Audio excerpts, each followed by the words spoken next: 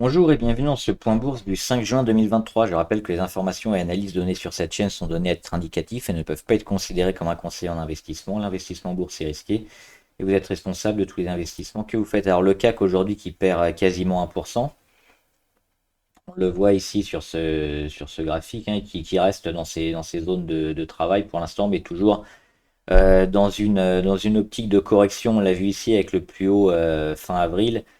Depuis, on a de la correction qui s'est mise en place et la rupture du support ici, la cassure du support à 7376 qui a véritablement donné le signal d'une correction un peu plus forte sur les marchés, sur le CAC en particulier, notamment les marchés traditionnels, puisque le Nasdaq, on l'a vu, il va beaucoup mieux.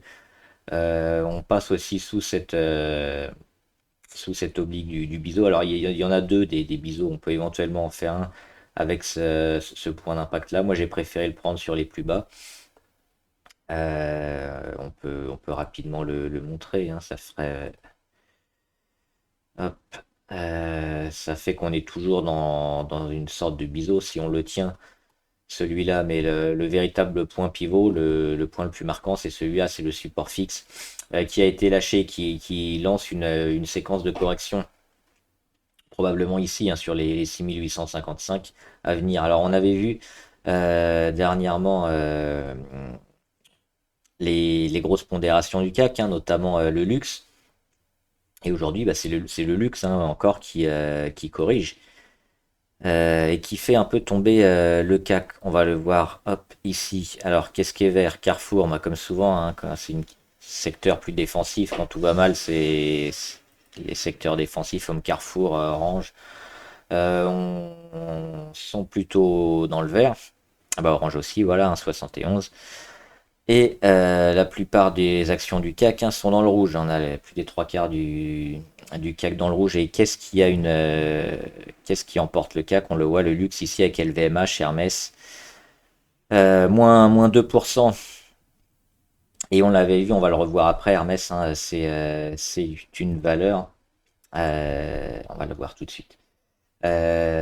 Sur une laquelle si on pouvait se mettre en VAD, hein, en short sur LVMH, sur Hermès aussi. Moi j'avais choisi LVMH parce qu'on voit quand même cette belle phase de correction qui est en train de se mettre en place. Et personnellement, moi je vois ce support ici à 739, voire un peu avant. On a ici une belle zone de travail autour des 790, hein, mais on va certainement aller les chercher. C'est au moins cette première zone-là. Toujours dans l'optique de correction qui est plutôt normale sur le titre parce que le titre a véritablement explosé, hein, depuis ici. Première sortie, pullback, breakout, pardon, breakout en juillet, le pullback en octobre et après on a fait que monter. Donc c'est normal un peu de rendre une partie, de revenir sur ces moyennes les plus longues. Donc un niveau ici autour des 739, voire les 780, ce serait largement souhaitable et le scénario privilégié. Donc, comme le LVMH et le luxe, on a aussi Total, hein, L'Oréal, sont des très grosses pondérations sur le CAC. Ces quelques actions-là qui sont en correction depuis quelques jours maintenant, quelques semaines, vont entraîner forcément le CAC dans leur sillage. Ça ne veut pas dire qu'on va avoir un tout droit rapide ou que tout va se retourner, même si on est plutôt quand même dans cette optique-là depuis quelques jours, hein. On a les marchés qui ont entamé une grosse correction. Donc, il faut plutôt se prémunir sur les actions comme ça qui ont beaucoup monté et qui vont certainement descendre en phase de correction.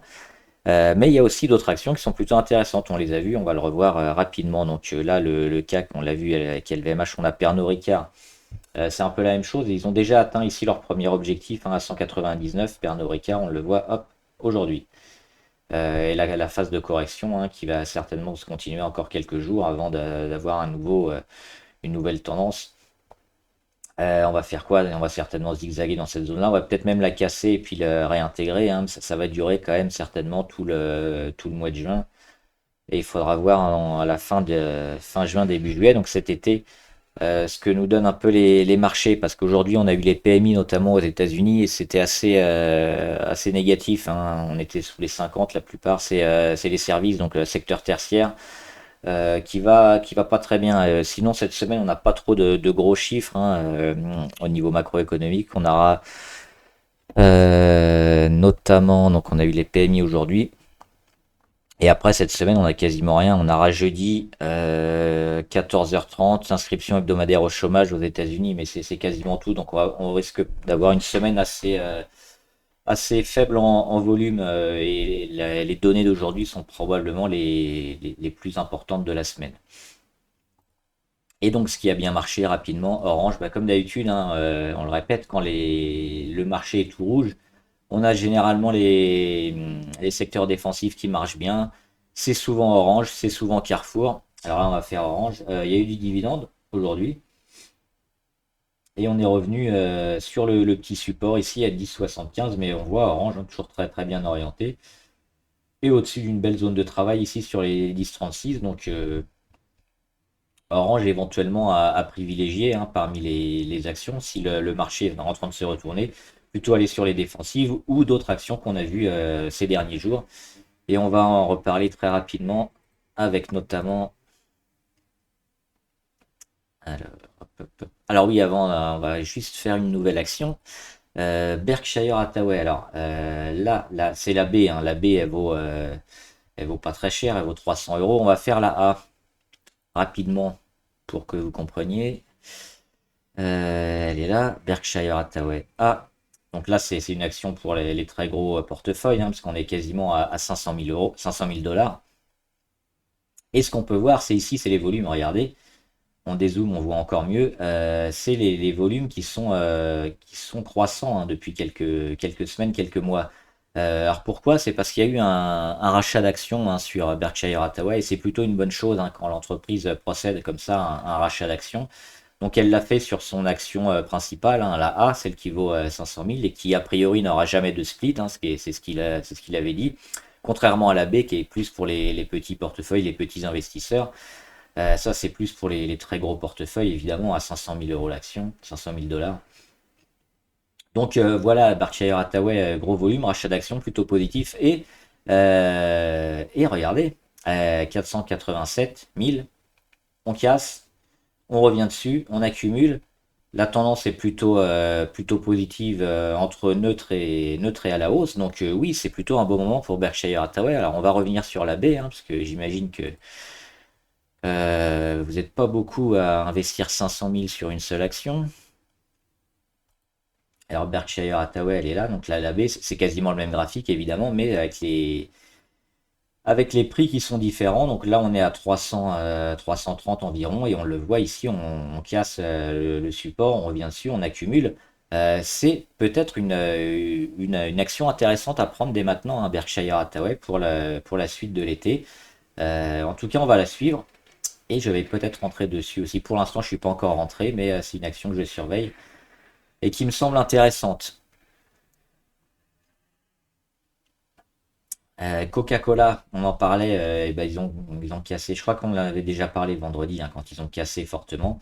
Donc fini la correction. Maintenant, on va être dans cette période ici d'accumulation. On pourrait peut-être l'avoir un peu plus bas, hein. Il y a des chances qu'ils reviennent ici sur les 60,5 ou même les 60. On est à 61 en ce moment. Donc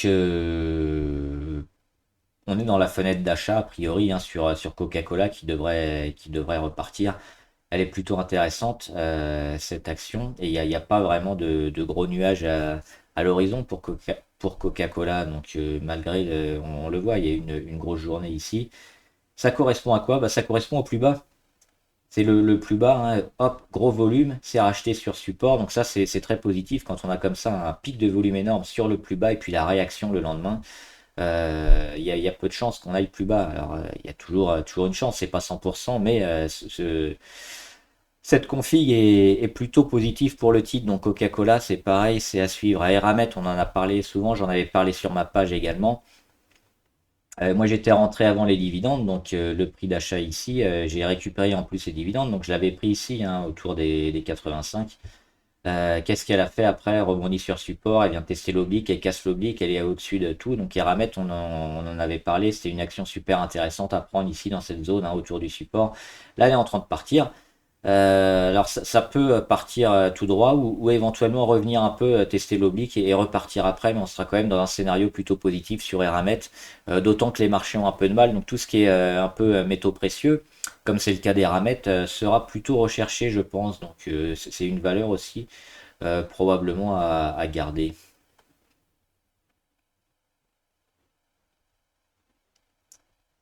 Intel, on va en parler rapidement. Ça, c'est un peu décevant, hein. Intel, ils ont eu du mal. Moi, je suis rentré dessus, hein, une ligne sur Intel. Je pense qu'il y a quand même une belle chose à faire.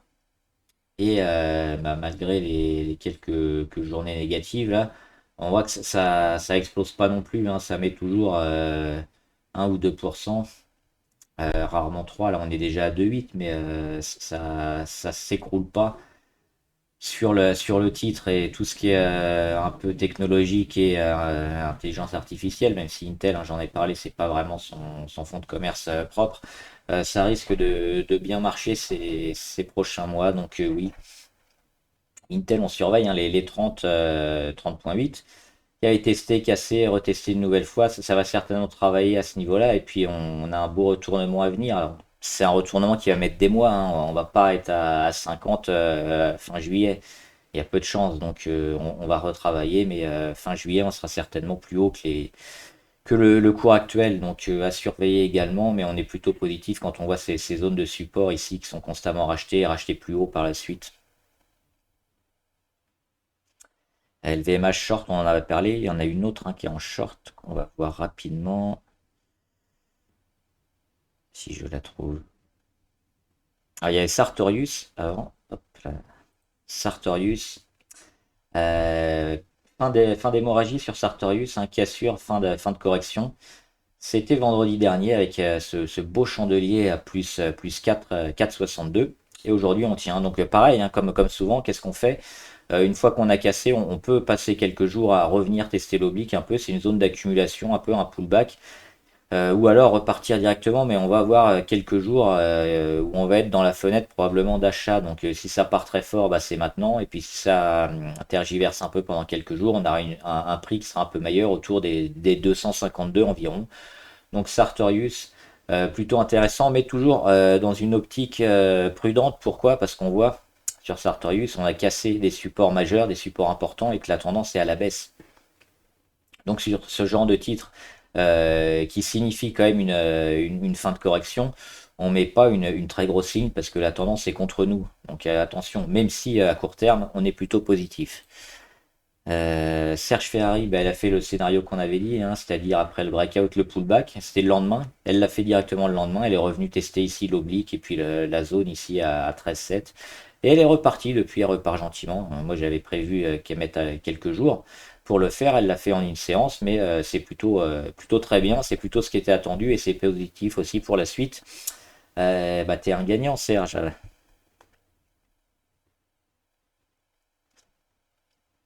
Et enfin, Vivendi. Vivendi, bah, c'est comme LVMH. On en avait parlé la semaine dernière, c'était une valeur à shorter. Donc je répète pas tout ce que j'avais dit, hein, les zones pivot cassées, on le voit ici avec cette figure un peu en M. Et on casse ici les 8,50 et derrière ça vend, ça vend, ça vend. On est sous les 30. C'est des journées qui peuvent être assez négatives et assez fortes, quelques jours d'affilée. Donc pourquoi pas aller chercher les 8, voire les 7, les 7,60 et moins sur Vivendi. Voilà, j'espère que la vidéo vous a aidé. N'hésitez pas à mettre en commentaire, hein, les valeurs que vous suivez, que vous voulez qu'on analyse. Je le ferai dans la prochaine vidéo. Et à vous abonner aussi à la chaîne pour être au courant de toutes les vidéos qui sortent avec la petite clochette YouTube. Et à poser des questions si vous en avez sur le trading ou les marchés en général, la bourse, etc. J'y répondrai. Bon trade, à plus!